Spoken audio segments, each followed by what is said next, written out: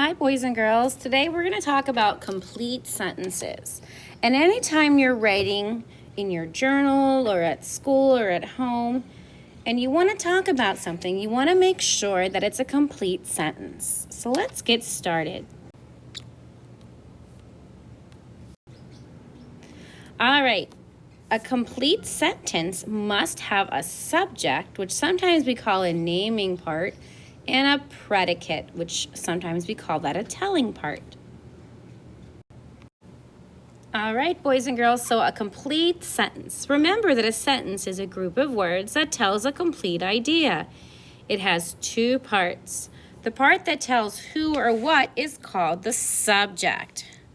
All right, I'm going to highlight that word right there. Can you say the word subject?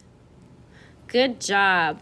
Now, the part that tells what someone or something does is called the predicate. I'm going to go ahead and highlight that. Can you say predicate? That's a big word, isn't it?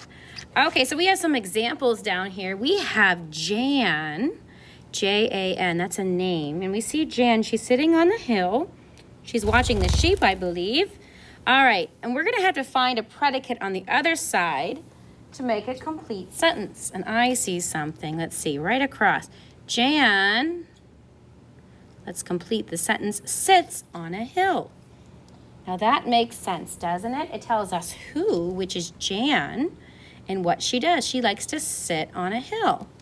Let's go to the next one. Some sheep, and let's connect it with our predicate, eat. Does that make sense? Some sheep eat.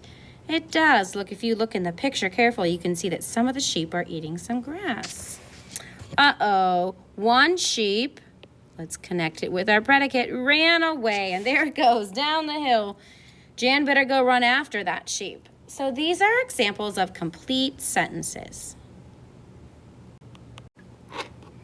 Okay, on this page, we have to find 3 word groups that are sentences.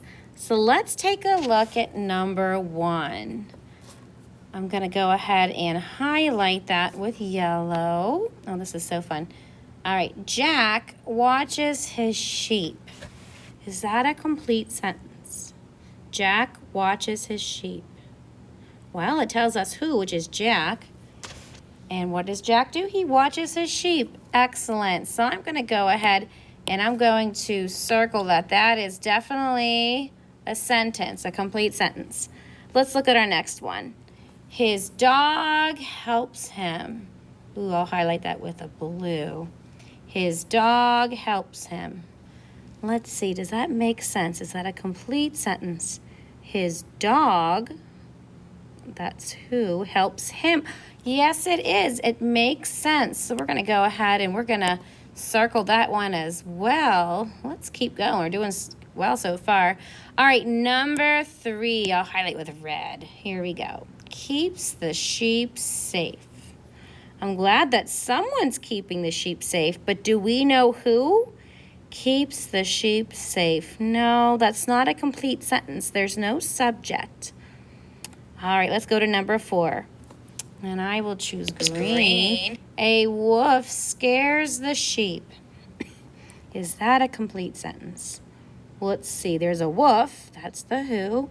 And what do? They scare the sheep. Absolutely, that is a complete sentence. As much as we don't like the wolf scaring the sheep, it is a complete sentence. Let's check our last one. It told us to look for 3, but we always want to double check and make sure. The sheep on the hill. Okay, let's see. The sheep on the hill. Is that a complete sentence? Well, it doesn't tell us what the sheep on the hill are doing.